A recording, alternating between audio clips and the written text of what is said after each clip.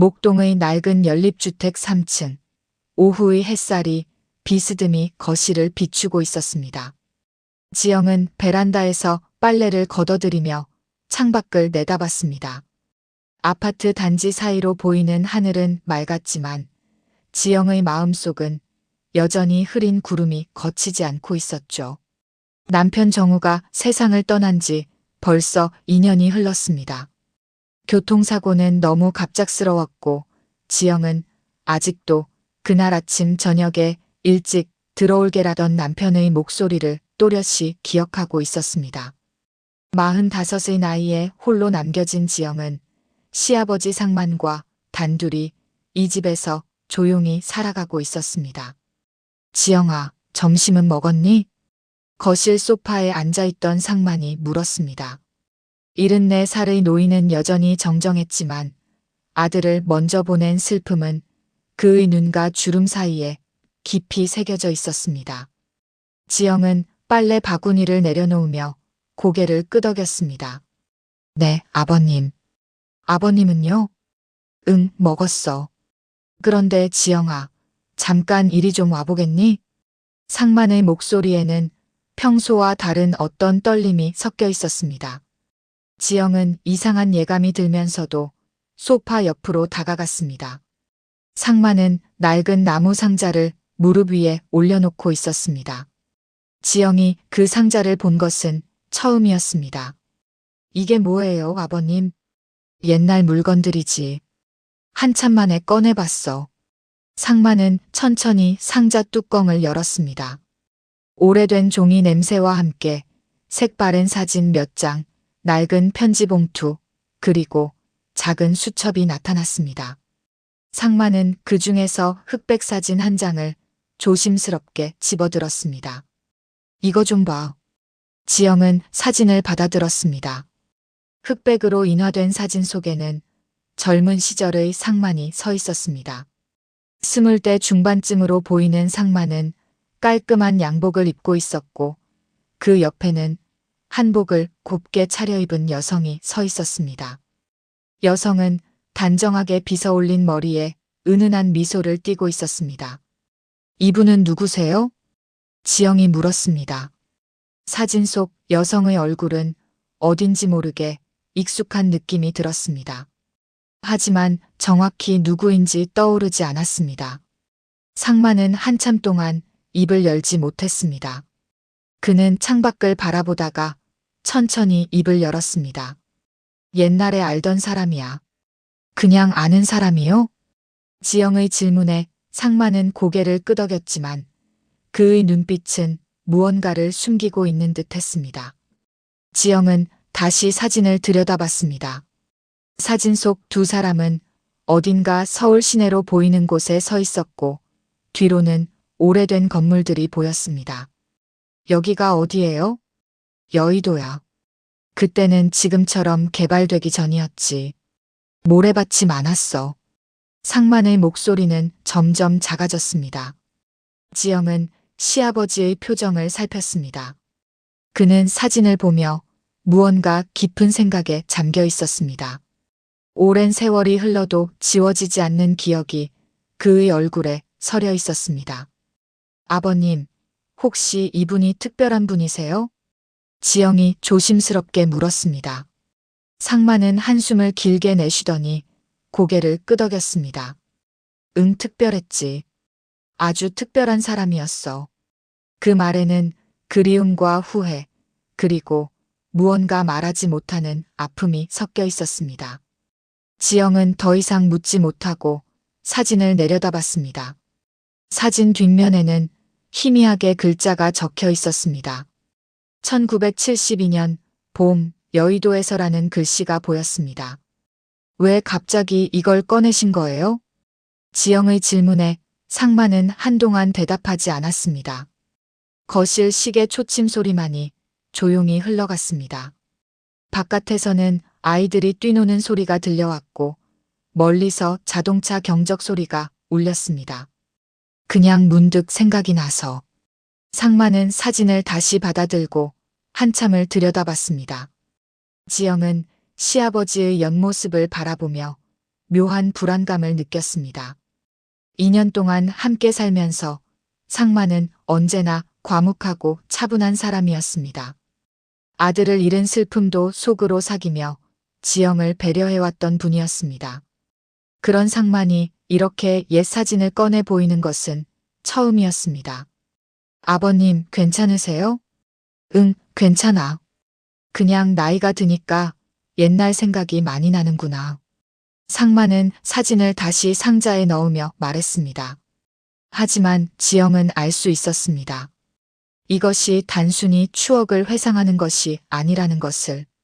무언가 더 큰 이야기가 그 사진 뒤에 숨어 있다는 것을 말입니다.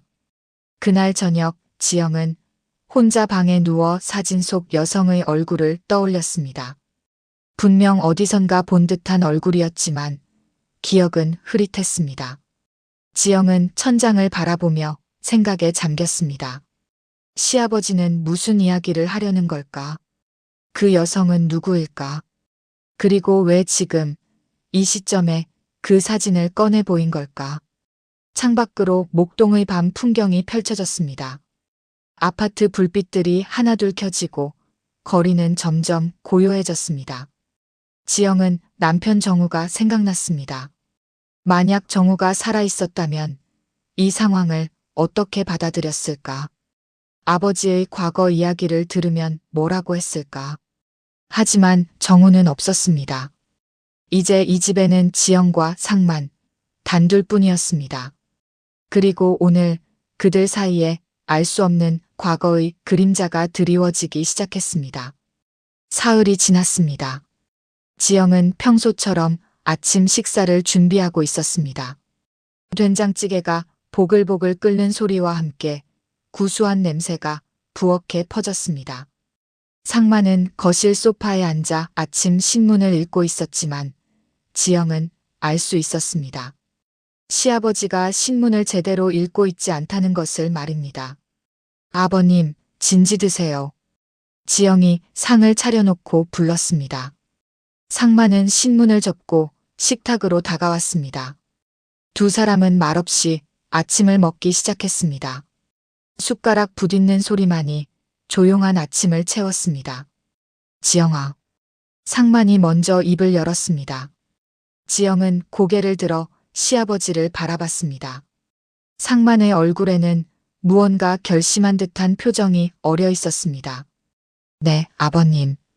저번에 보여준 사진 말이야. 지영은 숟가락을 내려놓았습니다. 지난 사흘 동안 그 사진 이야기는 나오지 않았지만 지영은 계속 그것에 대해 생각하고 있었습니다. 사진 속 여성의 얼굴이 자꾸만 머릿속을 맴돌았습니다. 네, 무슨 말씀이세요? 상만은 한참 동안 침묵했습니다. 그는 찌개 그릇을 바라보다가 천천히 입을 열었습니다. 나 재혼하고 싶다. 지영은 순간 귀를 의심했습니다. 재혼이라니. 74살의 시아버지가 재혼을 하고 싶다고 말하는 것이 믿기지 않았습니다. 더구나 며느리 앞에서 이렇게 직접적으로 말하다니. 아버님, 지금 무슨 말씀을. 사진 속 그 여자를 찾고 싶어. 이름은 윤혜란이야. 윤혜란. 그 이름을 듣는 순간 지영의 머릿속에서 무언가가 번쩍였습니다. 윤혜란. 분명 어디선가 들어본 이름이었습니다. 하지만 정확히 어디서 들었는지 기억나지 않았습니다. 혜란 씨라는 분을요? 그런데 왜 갑자기? 갑자기가 아니야.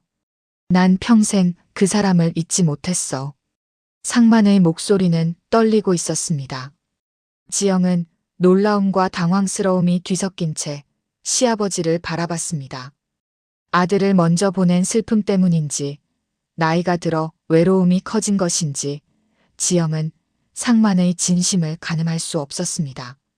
아버님, 시어머니 돌아가신 지도 벌써 10년이 넘었지만 그래도 이건 너무 갑작스러운 거 아니에요? 알아. 내가 놀랄 거라는 것도 알고 있어. 하지만 지영아, 난 이제 나이가 많아. 얼마나 더 살지 모르는데 그 사람을 한 번이라도 만나보고 싶어. 상만의 눈빛은 간절했습니다. 지영은 당황스러웠지만 시아버지의 마음을 무조건 거부할 수도 없었습니다. 하지만 뭔가 석연치 않은 기분이 들었습니다. 그런데 왜 저한테 이 말씀을 하시는 거예요? 내가 도와줬으면 해서. 나 혼자서는 어떻게 찾아야 할지 모르겠어. 그 사람이 어디 사는지, 지금 어떻게 지내는지 전혀 모르거든. 지영은 복잡한 심정이었습니다. 남편을 잃은 지 2년밖에 되지 않았는데 시아버지의 재혼을 도와달라니. 게다가 50년도 넘은 옛사랑을 찾겠다는 것이 현실적으로 가능하기나 한 일인지 의문이었습니다. 아버님, 그분이 결혼하셨을 수도 있잖아요. 아니면 이미. 지영은 말을 잇지 못했습니다. 상만은 고개를 끄덕였습니다. 그럴 수도 있지. 그래도 확인은 해보고 싶어. 이게 내 마지막 소원이야. 마지막 소원. 그 말이 지영의 가슴을 무겁게 짓눌렀습니다. 지영은 시아버지를 다시 바라봤습니다. 상만의 얼굴에는 간절함과 슬픔이 동시에 배어 있었습니다.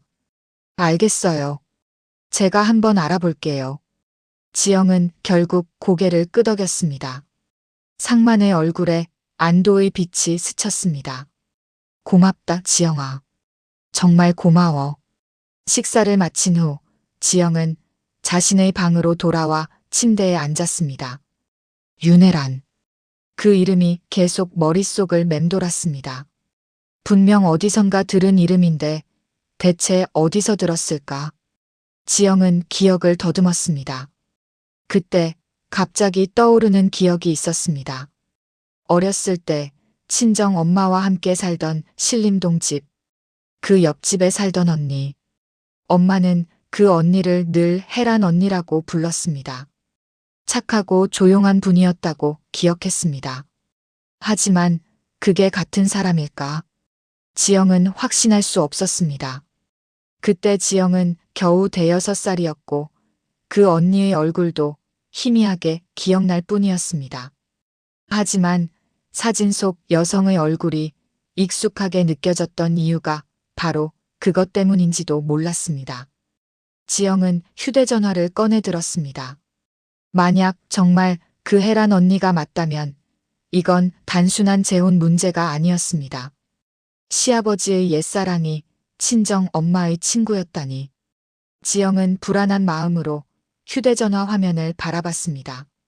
친정 엄마는 10년 전에 돌아가셨습니다. 그래서 직접 물어볼 수도 없었습니다. 하지만 엄마가 생전에 했던 말들이 떠올랐습니다. 다시는 보고 싶지 않은 사람이 있다고 했던 말. 그 사람이 혹시 윤혜란이었을까? 지영은 두려웠습니다. 무언가 큰 비밀이 숨겨져 있는 것 같았습니다. 그리고 그 비밀을 파헤치는 것이 과연 옳은 일인지 확신할 수 없었습니다. 창밖으로 목동의 거리가 보였습니다.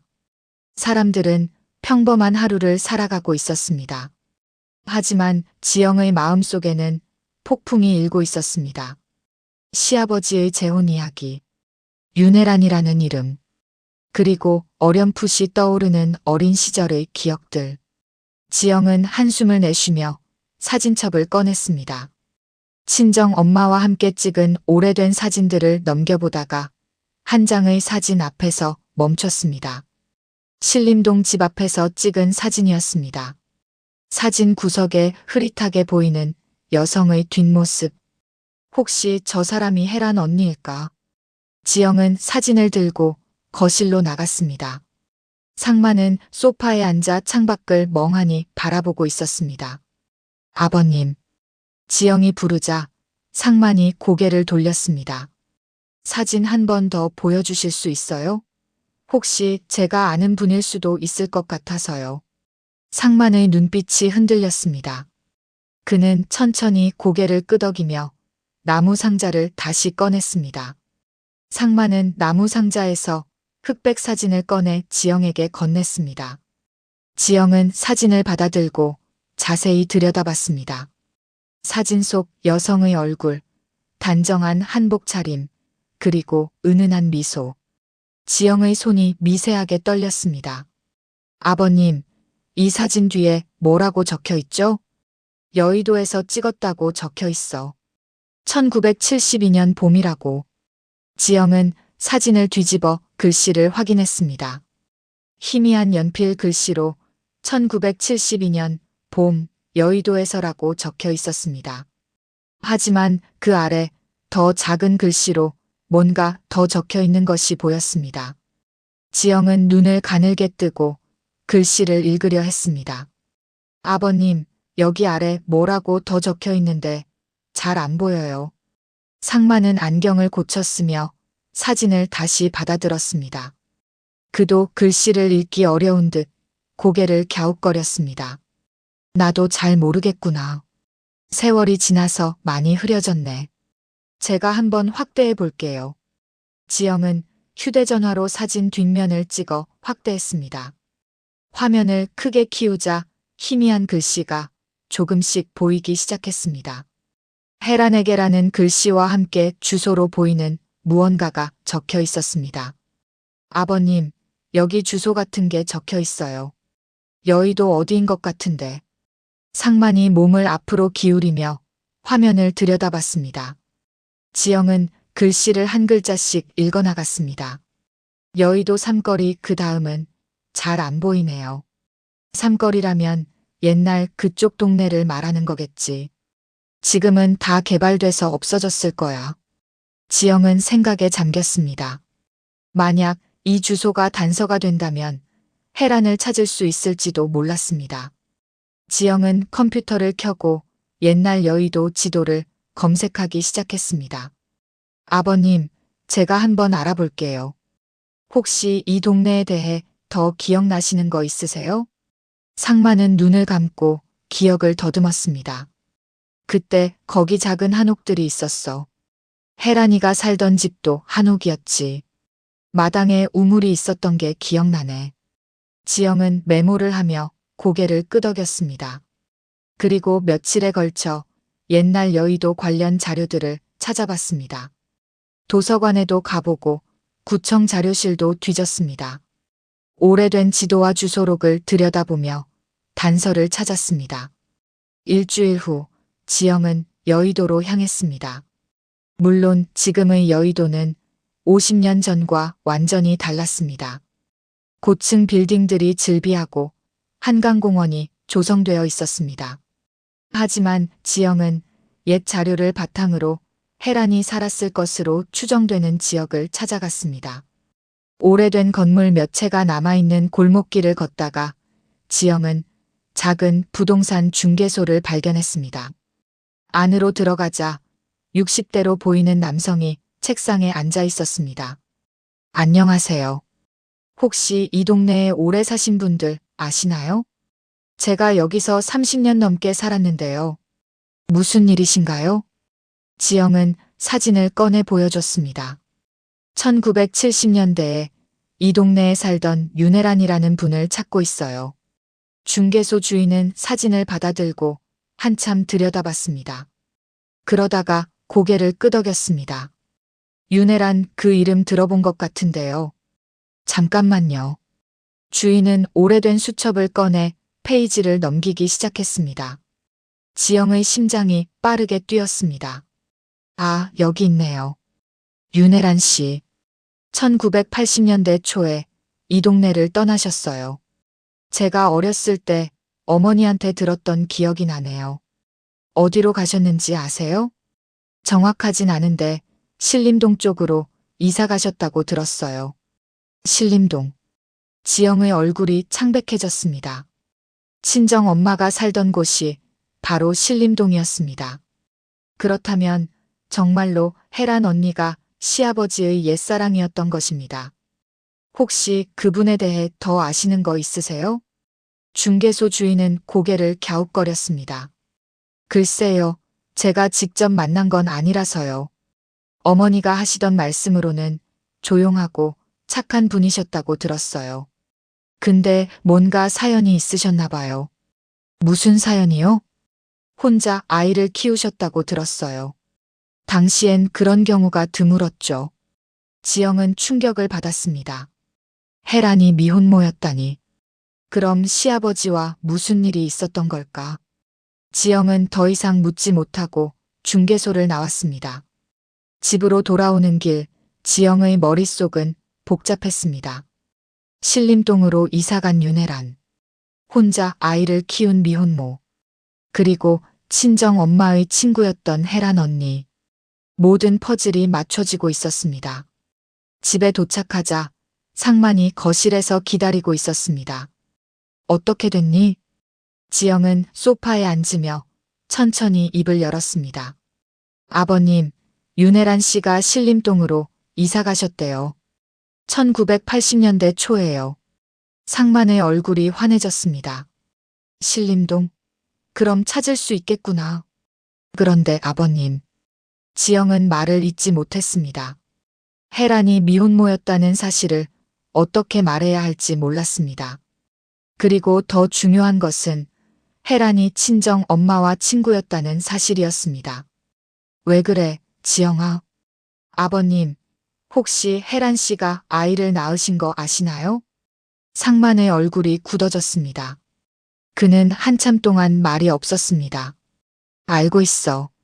그 아이가 혹시 아버님 아이인가요? 지영의 질문에 상만은 창밖을 바라봤습니다. 그의 눈가에 눈물이 맺혔습니다. 아니야. 내 아이가 아니야. 그 말에는 깊은 슬픔과 후회가 담겨 있었습니다. 지영은 더 이상 묻지 못했습니다. 하지만 의문은 커져만 갔습니다. 도대체 50년 전에 무슨 일이 있었던 걸까? 그날 밤 지영은 잠을 이룰 수 없었습니다. 혜란 언니, 친정엄마, 그리고 시아버지. 세 사람 사이에 어떤 이야기가 있었던 것일까? 지영은 친정엄마가 남긴 물건들을 찾아봐야겠다고 생각했습니다. 어딘가에 단서가 있을지도 몰랐습니다. 다음 날 아침 지영은 일찍 일어나 창고로 향했습니다. 친정엄마가 돌아가신 후 정리해둔 물건들이 상자에 담겨 있었습니다. 먼지가 쌓인 상자들을 하나씩 열어보며 지영은 엄마의 흔적을 찾았습니다. 오래된 옷가지, 그릇, 책들 사이에서 지영은 작은 앨범 한 권을 발견했습니다. 표지가 낡아 해진 앨범을 펼치자 신림동 시절의 사진들이 나타났습니다.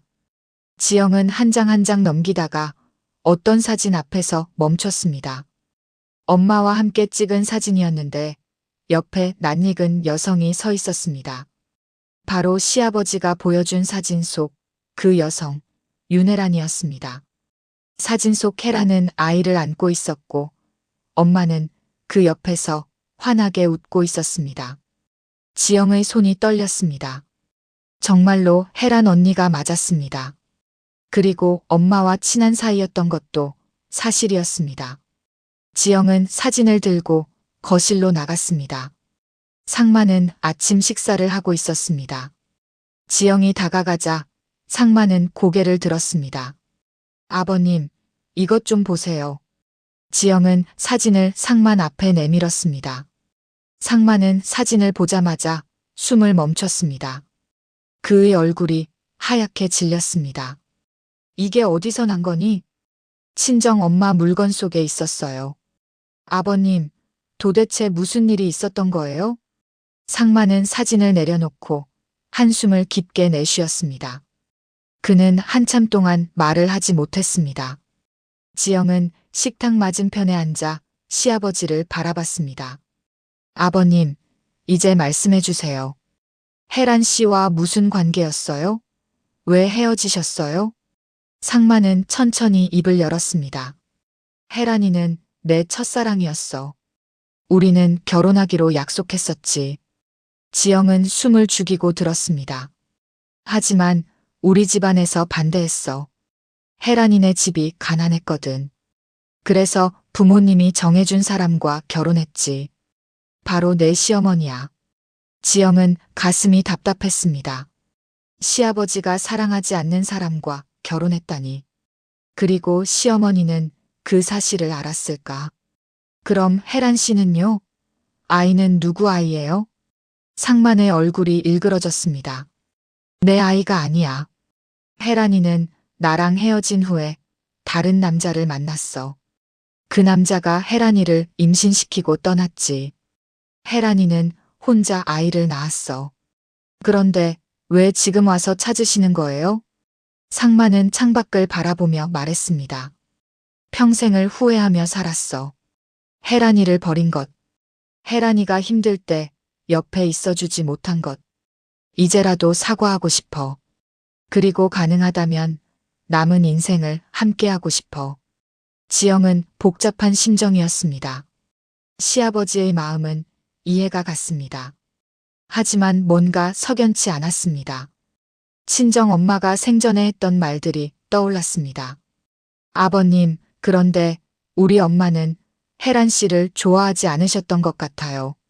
제가 어렸을 때 엄마가 다시는 보고 싶지 않은 사람이라고 말씀하신 적이 있거든요. 상만의 표정이 굳어졌습니다. 내 어머니가 그런 말을 했다고? 네. 왜 그러셨는지 모르겠어요. 사진에선 친하게 보였는데. 상만은 고개를 저었습니다. 나도 잘 모르겠구나. 혜란이는 착한 사람이었어. 누구한테도 해를 끼칠 사람이 아니었지. 지영은 더 이상 묻지 않았습니다.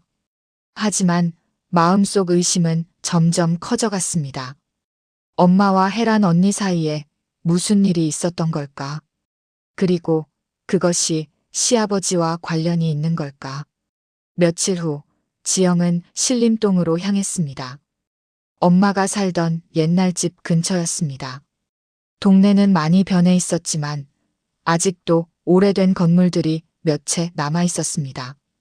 근처 슈퍼마켓에 들어가 지영은 주인 할머니에게 물었습니다. 혹시 윤혜란이라는 분 아세요? 1980년대에 이 동네 사셨는데요. 할머니는 고개를 끄덕였습니다. 윤혜란? 아, 그분. 알죠. 혼자 딸 키우시던 분이잖아요. 딸이요? 네, 예쁜 딸 하나 있었어요. 그런데 그 딸이 커서 해외로 나갔다고 들었어요. 지영은 더 자세히 물었습니다. 그분 지금 어디 계신지 아세요? 글쎄요, 오래전에 이사 가셨는데 강원도 쪽이었던 것 같아요. 정확하진 않아요. 강원도. 지영은 메모를 했습니다. 그리고 할머니께 감사 인사를 하고 슈퍼마켓을 나왔습니다. 집으로 돌아오는 버스 안에서 지영은 생각에 잠겼습니다. 혜란에게는 딸이 있었고 그 딸은 해외로 나갔다고 했습니다. 그럼 혜란은 지금 혼자 강원도 어딘가에서 살고 있는 걸까? 집에 도착하자 상만이 현관에서 기다리고 있었습니다. 어떻게 됐어? 지영은 상만을 거실로 안내하며 말했습니다.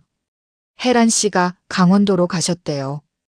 딸분이 해외로 나가신 후에요. 상만의 얼굴이 환해졌다가 이내 어두워졌습니다. 강원도라니 어디인지 알아? 아직은 모르겠어요. 더 알아봐야 할 것 같아요. 그때 지영은 용기를 내어 물었습니다.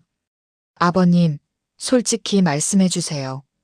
혜란 씨 딸이 혹시 정말 아버님 딸 아닌가요? 상만은 단호하게 고개를 저었습니다. 아니야. 절대 아니야. 혜란이는 나랑 헤어진 후에 임신했어. 그건 확실해. 하지만 지영은 완전히 믿을 수 없었습니다. 시아버지의 목소리에 확신이 없어 보였기 때문입니다. 지영은 가슴 속에서 불안감이 커지는 것을 느꼈습니다. 그날 밤 지영은 다시 엄마의 물건들을 뒤졌습니다. 어딘가에 답이 있을 것 같았습니다. 오래된 일기장, 편지, 메모들을 살펴보며 지영은 진실을 찾으려 했습니다. 그리고 마침내 낡은 수첩 한 권을 발견했습니다.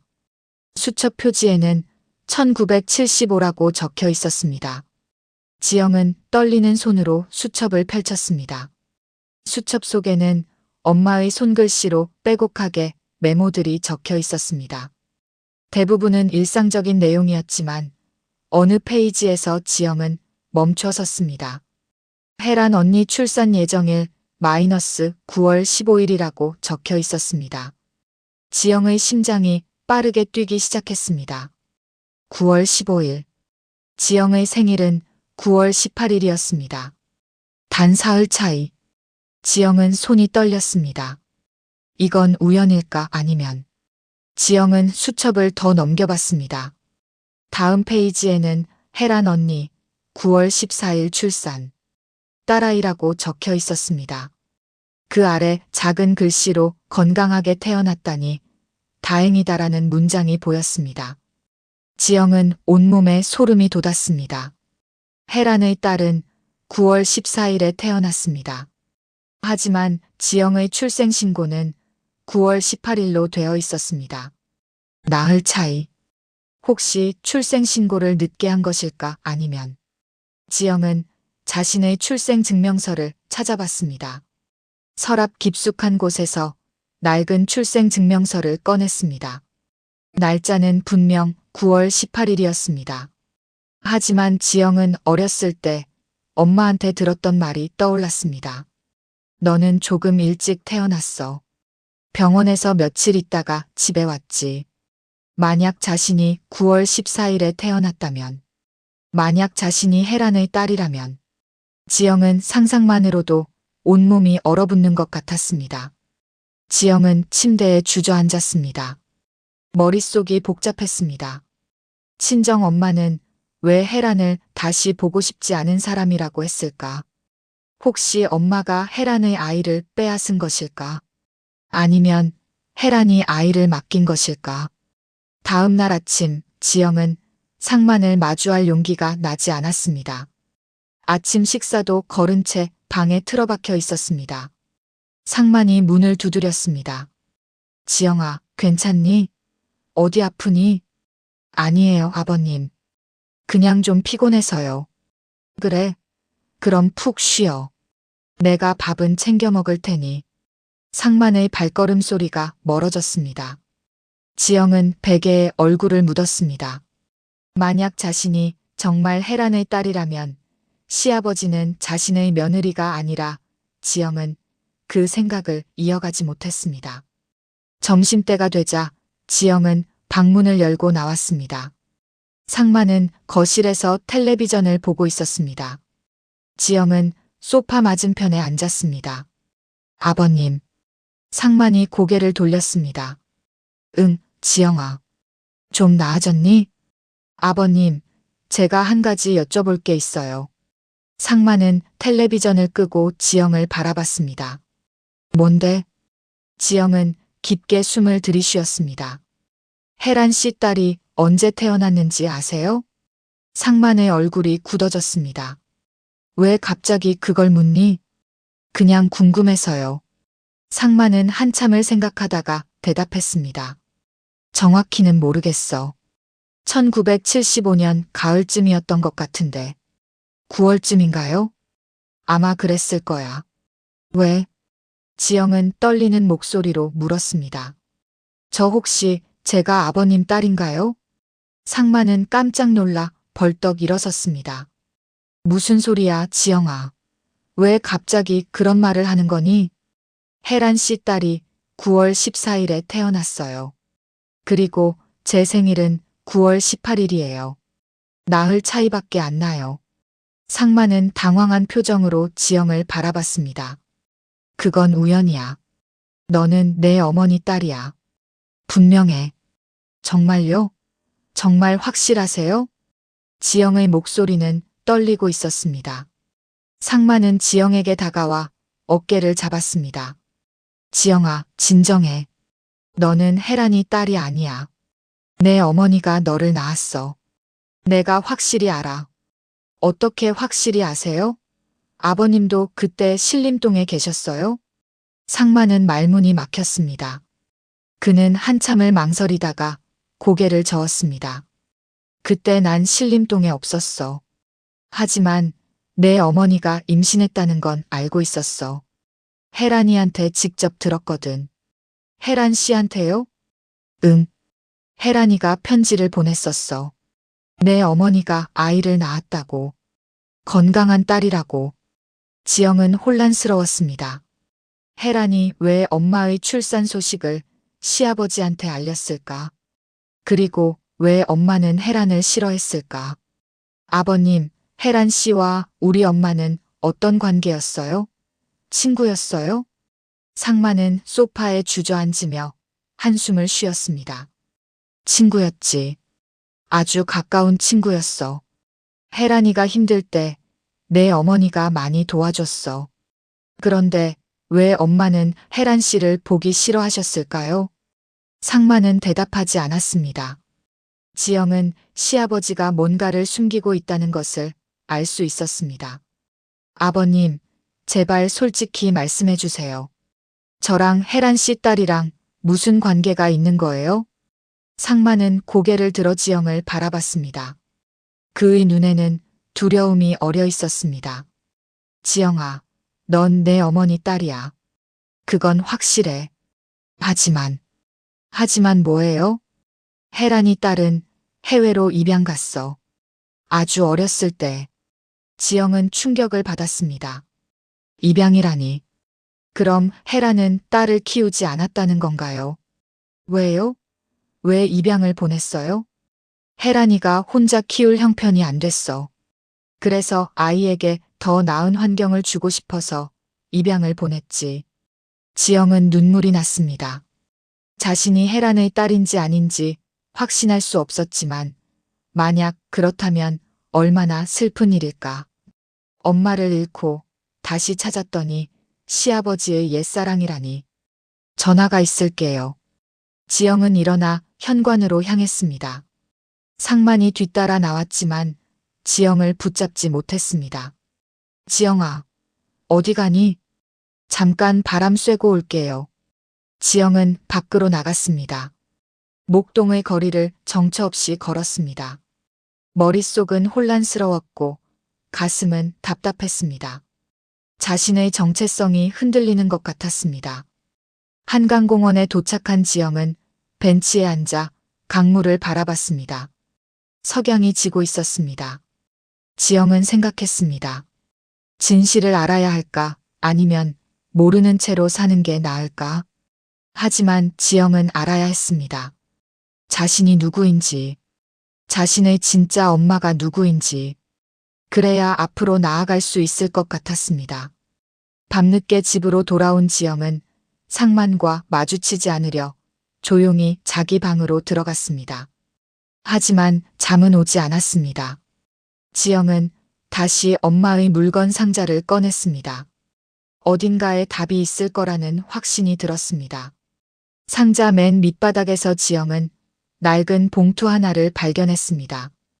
봉투는 황색으로 변해 있었고 테이프로 꽁꽁 봉인되어 있었습니다. 지영은 조심스럽게 테이프를 떼어냈습니다. 봉투 안에는 편지 한 통이 들어 있었습니다. 편지지도 세월의 흔적으로 누렇게 발해 있었습니다. 지영은 떨리는 손으로 편지를 펼쳤습니다. 친정 엄마의 손글씨였습니다. 지영아, 내가 이 편지를 읽는다면 아마 엄마는 이 세상에 없을 거야. 엄마가 평생 숨겨왔던 이야기를 이제 너한테 해줄 시간이 온 것 같구나. 지영의 눈에서 눈물이 흘러내렸습니다. 엄마의 목소리가 들리는 것 같았습니다. 혜란 언니는 엄마의 가장 친한 친구였어. 우리는 어려서부터 자매처럼 지냈지. 혜란 언니는 착하고 순수한 사람이었어. 그런 언니가 상만이라는 남자를 만나 사랑에 빠졌을 때 엄마는 진심으로 축하해줬어. 지영은 편지를 읽으며 숨을 죽였습니다. 하지만 상만이는 집안의 반대로 다른 여자와 결혼했어. 혜란 언니는 너무 슬퍼했지. 그리고 얼마 후 다른 남자를 만났어. 그 남자는 혜란 언니를 임신시키고 떠났어. 혜란 언니는 혼자 아이를 낳기로 결심했지. 지영의 심장이 빠르게 뛰었습니다. 엄마도 그때 너를 임신하고 있었어. 우리는 거의 같은 시기에 출산 예정이었지. 혜란 언니는 9월 14일에 딸을 낳았고 엄마는 그 나흘 후인 9월 18일에 너를 낳았어. 지영은 안도의 한숨을 쉬었습니다. 역시 자신은 친정 엄마의 딸이 맞았습니다. 하지만 지영아, 엄마가 너한테 미안한 게 있어. 혜란 언니의 딸은 너무 약하게 태어났어. 병원에서는 살기 어렵다고 했지. 혜란 언니는 매일 울었어. 그런 언니를 보는 게 너무 힘들었어. 지영은 다음 문장을 읽기가 두려웠지만 계속 읽어내려갔습니다. 엄마는 혜란 언니를 설득했어. 아이를 미국으로 입양 보내자고. 그곳에서 더 좋은 치료를 받을 수 있다고. 혜란 언니는 거부했지만 엄마는 계속 설득했어. 결국 혜란 언니는 눈물을 흘리며 동의했어. 지영은 가슴이 아팠습니다. 혜란이 얼마나 힘들었을까. 아이는 미국으로 입양 갔어. 그리고 혜란 언니는 완전히 무너졌어. 엄마를 원망했지. 내가 설득하지 않았다면 내 딸을 보낼 수 없었을 거야 라고 말하며 울었어.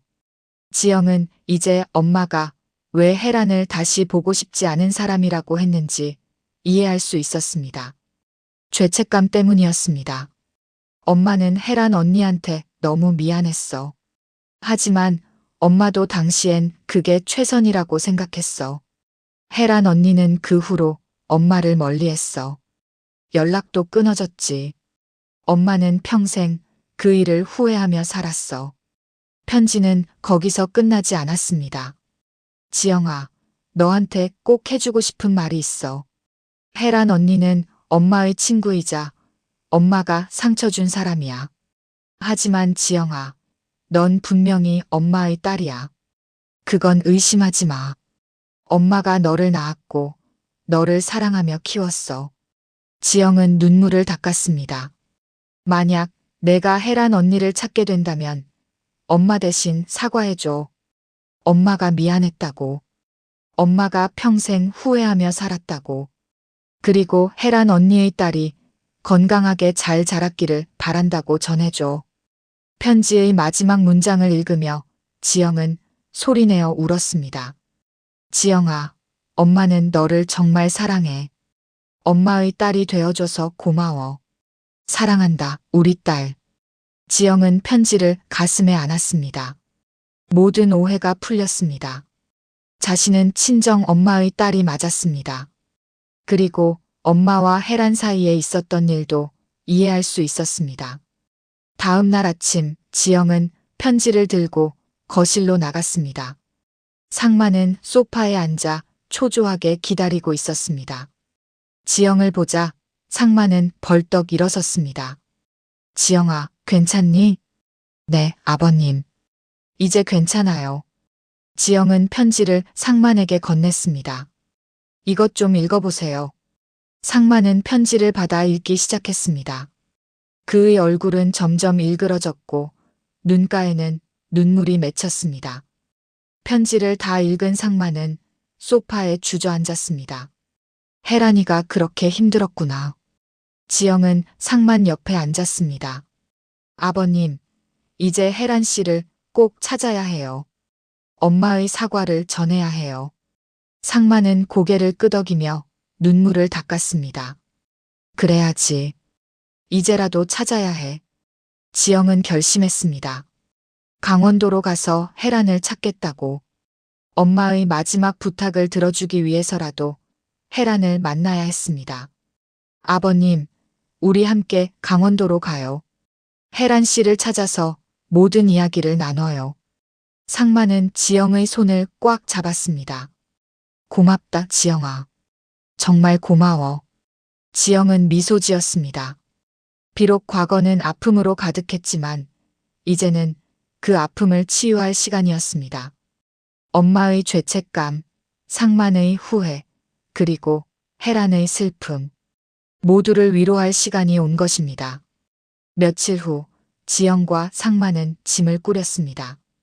강원도 어디인지 정확히 모르지만 찾아보면 알 수 있을 거라 믿었습니다. 혜란을 찾기 위한 마지막 여정이 시작되려 하고 있었습니다. 출발 전날 밤 지영은 엄마의 사진을 오래 바라봤습니다. 엄마의 미소가 따뜻했습니다. 엄마, 제가 엄마 대신 사과할게요. 걱정 마세요. 지영은 사진을 가슴에 안았습니다. 내일부터 시작될 여정이 어떻게 끝날지 모르지만 지영은 준비가 되어 있었습니다. 진실과 마주할 준비, 그리고 용서와 화해를 만들어갈 준비가 말입니다. 그 안에서 두 사람은 새로운 평온을 찾아가고 있었습니다. 버스 창밖으로 서울의 풍경이 지나갔습니다. 고속도로를 달리며 도시는 점점 멀어지고 산과 들판이 펼쳐졌습니다. 아버님, 괜찮으세요? 지영이 물었습니다. 상만은 창밖을 바라보며 고개를 끄덕였습니다. 응, 괜찮아. 그냥 떨리는구나. 상만의 손은 미세하게 떨리고 있었습니다. 50년 만에 첫사랑을 만나러 가는 길. 그 설렘과 두려움이 뒤섞여 있었습니다. 강원도 춘천에 도착한 두 사람은 시외버스터미널 근처의 부동산 중개소를 찾았습니다. 지영은 미리 알아본 정보를 바탕으로 물었습니다. 혹시 윤혜란이라는 분 아시나요? 10여 년 전에 이 지역으로 오셨다고 들었는데요. 중개소 직원은 고개를 갸웃거렸습니다. 윤혜란 씨요? 잠깐만요. 직원은 컴퓨터를 검색하더니 고개를 저었습니다. 춘천에는 안 계신 것 같은데요. 혹시 다른 지역 아닐까요? 지영은 실망했지만 포기하지 않았습니다. 인근 지역을 수소문하기로 했습니다. 두 사람은 홍천, 인제, 양구까지 찾아다녔습니다.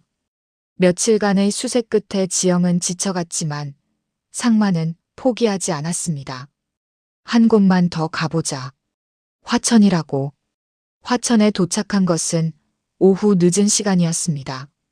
작은 읍내는 조용했고 노을이 지기 시작했습니다. 지영과 상만은 파출소를 찾아갔습니다. 실례합니다. 혹시 윤혜란이라는 분 아시나요? 파출소 경찰관은 잠시 생각하더니 고개를 끄덕였습니다. 윤혜란 씨요? 그분이라면 알죠. 10년 전쯤에 여기 계셨어요. 지영과 상만의 얼굴이 환해졌습니다. 드디어 찾은 것입니다. 지금도 여기 계세요? 경찰관의 표정이 어두워졌습니다. 아니요. 그분은 돌아가셨어요. 한 10년 전쯤에요. 순간 시간이 멈춘 것 같았습니다. 상만의 얼굴이 창백해졌습니다. 지영은 상만의 팔을 붙잡았습니다. 뭐라고요? 10년 전에 병으로 돌아가셨어요. 혼자 사시다가 조용히 가셨죠. 상만은 그 자리에 주저앉았습니다. 지영은 당황하며 상만을 부축했습니다. 아버님. 경찰관이 물을 가져다 주었습니다. 상만은 물을 마시며 천천히 진정했지만 그의 눈에서는 눈물이 흘러내렸습니다. 제가 너무 늦었구나. 너무 늦었어. 지영은 가슴이 아팠습니다. 상만이 평생을 기다렸던 사람은 이미 세상에 없었습니다. 혹시 혜란 씨가 남긴 물건이나 말씀 같은 거 있나요? 경찰관은 고개를 끄덕였습니다. 근처 요양원 원장님이 그분과 친하셨어요. 거기 가보시면 자세한 이야기 들으실 수 있을 거예요. 지영과 상만은 요양원으로 향했습니다. 작은 언덕 위에 자리한 요양원은 아늑해 보였습니다. 원장실 문을 두드리자 60대 여성이 나왔습니다. 어떻게 오셨어요? 윤혜란 씨에 대해 여쭤보러 왔습니다. 원장의 얼굴에 그리움이 어렸습니다. 혜란 언니를요. 안으로 들어오세요. 원장실에 앉은 지영과 상만에게 원장은 차를 대접하며 말했습니다. 혜란 언니는 제 어머니 친구셨어요. 어머니가 돌아가신 후 제가 언니를 모셨죠. 어떻게 돌아가셨어요? 암이었어요. 병원에 갔을 땐 이미 말기였죠. 그래도 언니는 조용히 받아들이셨어요. 마지막까지 의연하셨죠. 상만은 고개를 숙이고 울었습니다. 지영은 상만의 등을 쓰다듬으며 물었습니다. 혹시 마지막에 하신 말씀 같은 거 있으세요? 원장은 고개를 끄덕였습니다. 있어요. 언니가 돌아가시기 며칠 전에 제게 말씀하셨어요. 원장은 잠시 멈췄다가 천천히 말을 이었습니다. 언니는 상만이라는 분 이야기를 자주 하셨어요. 첫사랑이었다고. 평생 잊지 못했다고. 그런데 마지막에 이렇게 말씀하셨어요. 그이가 행복하게 살았으면 좋겠어. 나를 잊고 편안하게 살았으면 좋겠어라고요. 상만은 소리내어 울었습니다. 지영도 눈물을 참을 수 없었습니다. 그리고 이것도 남기셨어요. 원장은 서랍에서 작은 상자를 꺼냈습니다. 상자를 열자 낡은 편지 한 통이 나왔습니다. 이건 상만이라는 사람이 나를 찾아오면 전해달라고 하시며 맡기신 거예요. 지영은 편지를 받아 상만에게 건넸습니다. 상만은 떨리는 손으로 편지를 펼쳤습니다. 혜란의 손글씨였습니다. 상만아, 내가 이 편지를 읽는다면 나는 이미 없을 거야. 미안해. 너를 만나지 못하고 가게 돼서. 하지만 괜찮아. 나는 평생 너를 사랑했고 그것만으로도 행복했어. 상만의 눈물이 편지 위로 떨어졌습니다. 우리가 헤어진 건 운명이었나 봐. 하지만 나는 후회하지 않아. 너를 사랑했던 시간들이 내 인생에서 가장 아름다웠으니까. 상만아, 부디 행복하게 살아줘.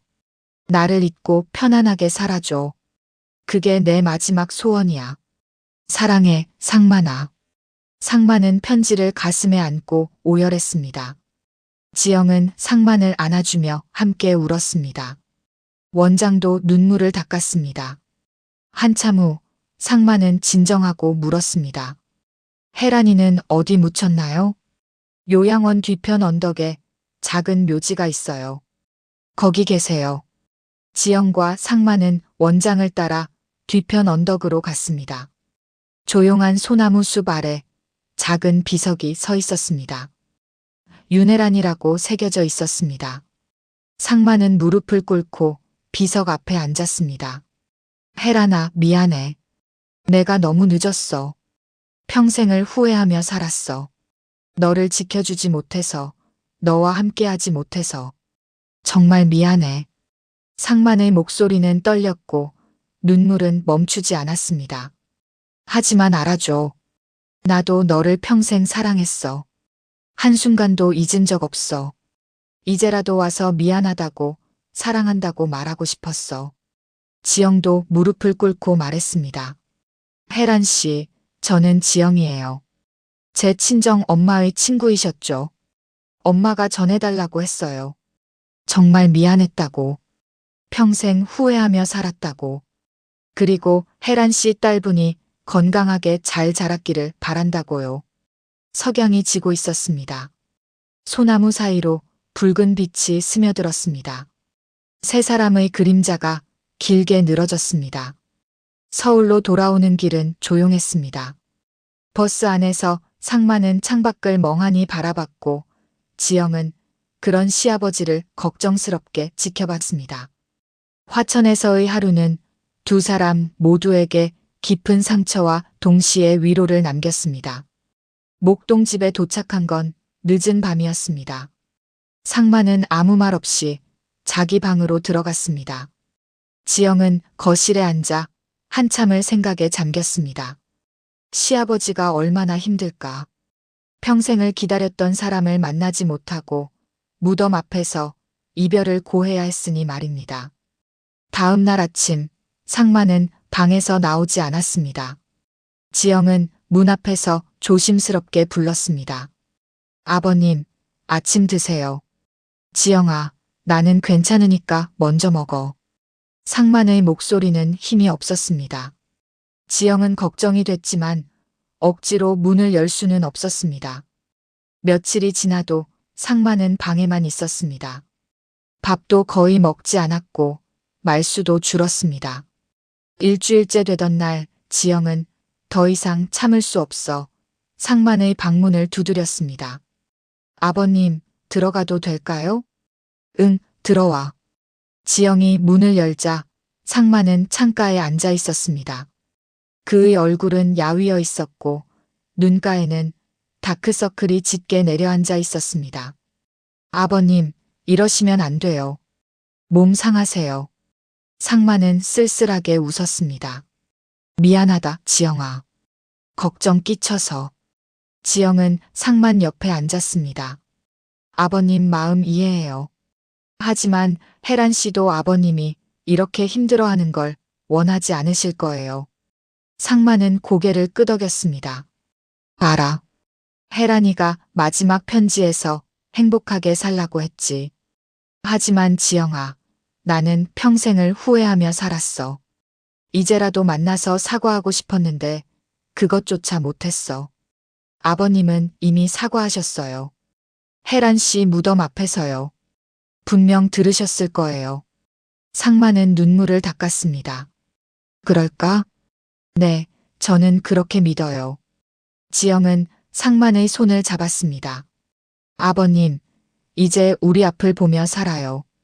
혜란 씨도 그걸 바라셨잖아요. 상만은 지영의 손을 꽉 쥐었습니다. 한참 후 상만이 입을 열었습니다.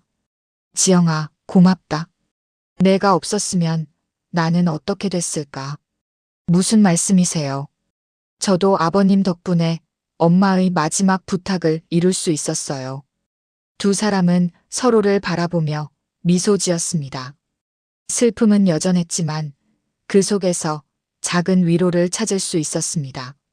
그날 저녁 상만은 오랜만에 거실로 나와 지영과 함께 저녁을 먹었습니다.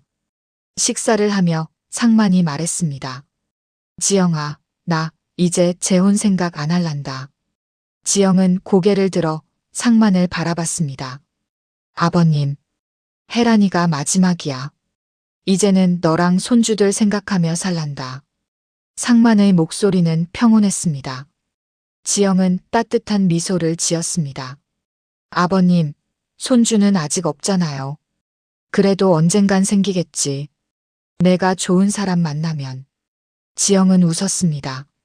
남편 정우가 떠난 지 2년, 아직 새로운 사랑을 생각할 마음의 여유는 없었지만 언젠가는 그럴 날이 올지도 모른다는 생각이 들었습니다. 며칠 후 지영은 화천의 요양원으로 소포를 보냈습니다. 혜란의 무덤에 놓아달라며 꽃과 함께 편지를 동봉했습니다. 친정 엄마와 상만, 그리고 자신의 마음을 담은 편지였습니다. 혜란 씨, 이제 편히 쉬세요. 엄마도 아버님도 그리고 저도 혜란 씨를 기억할게요. 혜란 씨의 사랑과 희생을 잊지 않을게요. 그곳에서 평안하시길 바랍니다. 한 달이 지났습니다. 목동의 집에는 다시 평온이 찾아왔습니다. 상만은 매일 아침 산책을 나갔고 지영은 집안일을 하며 새로운 일상을 만들어갔습니다. 어느 가을날 오후 상만은 거실에서 옛날 사진들을 정리하고 있었습니다. 혜란과 찍은 흑백 사진을 액자에 넣어 자기 방에 걸어두기로 했습니다. 지영아, 이것 좀 봐. 상만이 불렀습니다. 지영이 다가가자 상만은 또 다른 사진 한 장을 꺼내 보였습니다. 젊은 시절의 상만과 시어머니가 함께 찍은 결혼사진이었습니다. 내 시어머니도 좋은 사람이었어. 비록 사랑으로 시작한 결혼은 아니었지만 시어머니는 나한테 잘해줬어. 나도 시어머니를 존중하며 살았고. 지영은 사진 속 시어머니의 미소를 바라봤습니다. 시어머니는 아셨을까요? 아버님이 다른 사람을 사랑했다는 걸요. 상만은 고개를 끄덕였습니다. 알았을 거야. 하지만 말하지 않았지. 우리는 서로를 이해하고 존중하며 살았어. 그것도 사랑의 한 형태였다고 생각해. 지영은 깊이 공감했습니다. 사랑에는 여러 가지 형태가 있다는 것을. 뜨거운 열정도 사랑이지만 조용한 존중과 배려도 사랑이라는 것을 말입니다. 아버님, 저도 정우와 그렇게 살았어요. 처음엔 뜨거웠지만 나중엔 조용하고 편안한 사랑이었죠. 그게 좋았어요. 상만은 지영의 어깨를 토닥였습니다. 정우도 좋은 아이였지. 너를 많이 사랑했어. 네, 알아요. 두 사람은 오래된 사진들을 함께 보며 과거를 회상했습니다.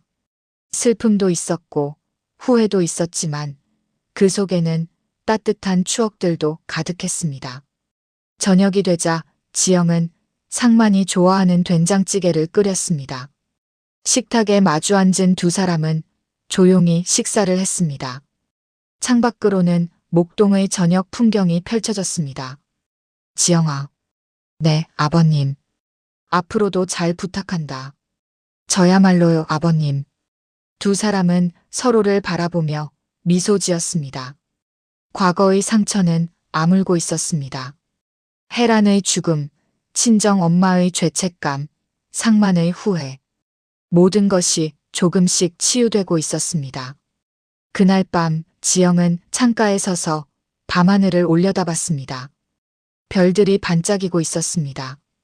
어딘가에서 혜란도, 친정 엄마도, 그리고 남편 정우도 지켜보고 있을 것 같았습니다. 모두 편히 쉬세요. 저희는 잘 살고 있어요. 지영은 조용히 중얼거렸습니다.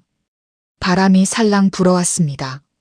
마치 대답하는 것처럼 느껴졌습니다. 목동의 밤은 고요했고 연립주택 3층 창문에는 따뜻한 불빛이 새어나왔습니다. 그 안에서 두 사람은 새로운 평온을 찾아가고 있었습니다. 과거는 치유되었고 미래는 조금씩 밝아지고 있었습니다.